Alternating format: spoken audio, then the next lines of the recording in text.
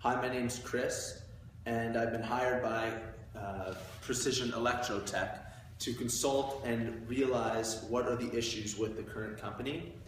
And through our work, we are hoping to identify these issues, find what a root cause is, potentially give some alternatives, actions to how we can improve, and create a recommendation on how to restore pride in our company.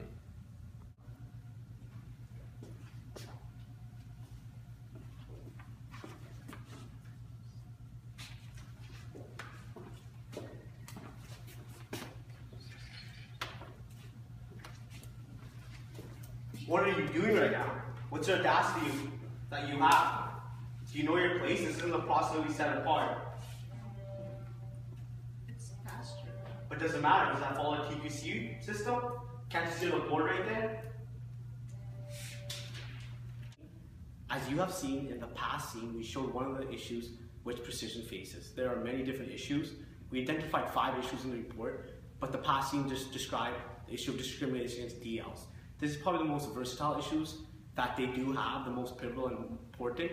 As you can see, DLs are employees whose hands are on the product, who produce the product and present it to the customer at the last point.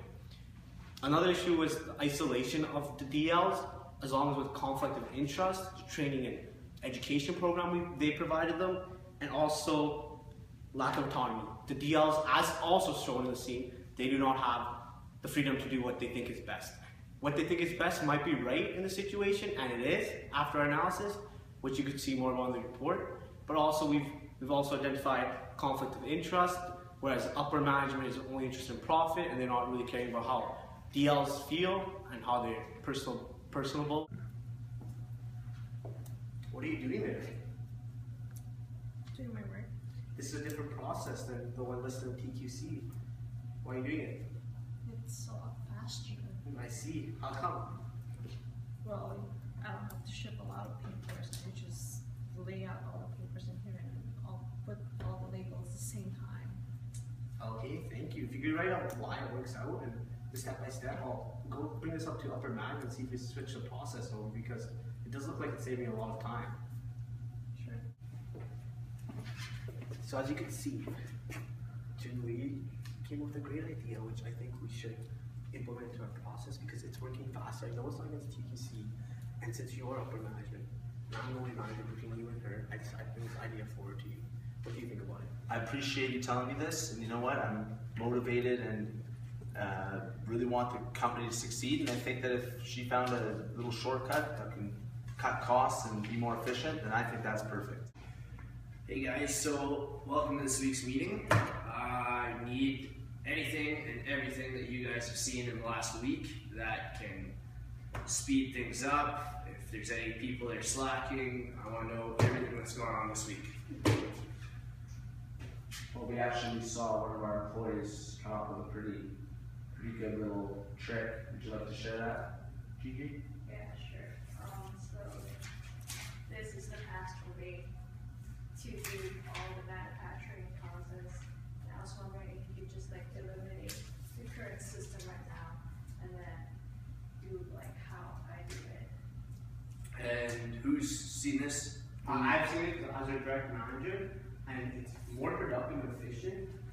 She almost owns the way everyone who's doing it, who's working with her, using the TQC process right now in place, and she has a lot of available time.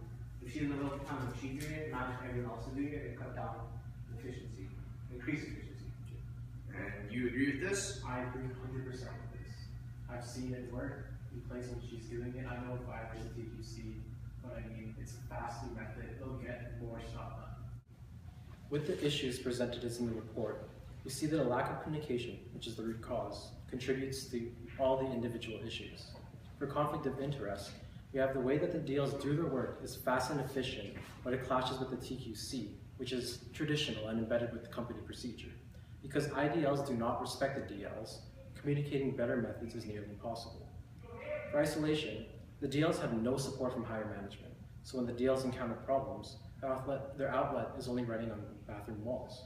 For lack of autonomy, we have DLs have no authority to change the procedure, even if they know what works and what doesn't. they're the ones that actually do the work, knows which things work, which things don't work. So they can't talk to managers because they aren't treated with respect. So DLs can't make requests at all, so this issue will continue to stand. For training problem, we see that Ji Liang was taught by her trainer to violate the TQC. It's clear that this violating the TQC was working better to produce the products, but because since the TQC has this direct set of procedures to follow, you see that communication problems are resulting with this training problem. With discrimination, we have every group is confined to their own group. They're not really communicating with each other, the engineers, yellow hats, pink hats. So DLs, and with the DLs, they're at the bottom of the management chain. So they're the ones who get discriminated against mostly. Okay. Go. So I'm going to here talk about recommendations now. As we've discussed and shown, there are 5 key issues that we need to fix, and there's one key problem with those issues, which is communication. What our recommendation is a 2-tier recommendation. We recommend the changing of a hierarchy and implementation of new management. This means, first of all, changing of hierarchy means going from a vertical structure that they have now to a flattened vertical structure and more of a horizontal structure. So instead of having people divided for departmental functions, we'll have people divided up in process functions. So instead of having a separate engineering department, now we integrate the engineers into the process line. So the engineers, the production workers are all equal and equivocal in the hierarchy, as well as bringing new management who fit the characteristics of team building, team effectiveness. This may mean bringing in foreign managers due to the Chinese culture where managers currently are committed to a power gap distance. We need to get rid of this power gap distance in order to have effectiveness and open communication, thus bringing foreign management. Both steps will be very costly and they'll be very long, as in we predict about a year transition phase, but this phase is nothing compared to the company thriving in the near future. As well, the cost in the short run may be long, but for the company's success, these are nothing. These are pennies on the dollar.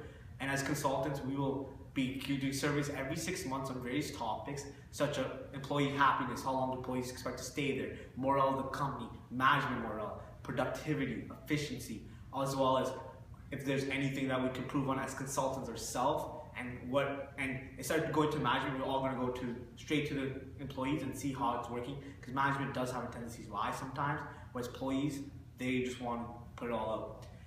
Also, we do face many risks for implementation. Our implementation will be costly. The board might not want to go with it, but we could show the board looking at a cost schedule that is effective, the profits and the productivity will increase with this. Another risk that we face is people accepting the culture, because there will be wide changes. When referring to people, I mean stakeholders. As investors might get scared off when they see a company changing their whole structure and management, but this is not change for the weak, it's change for the strong, which we as management consultants have to bring out and show people.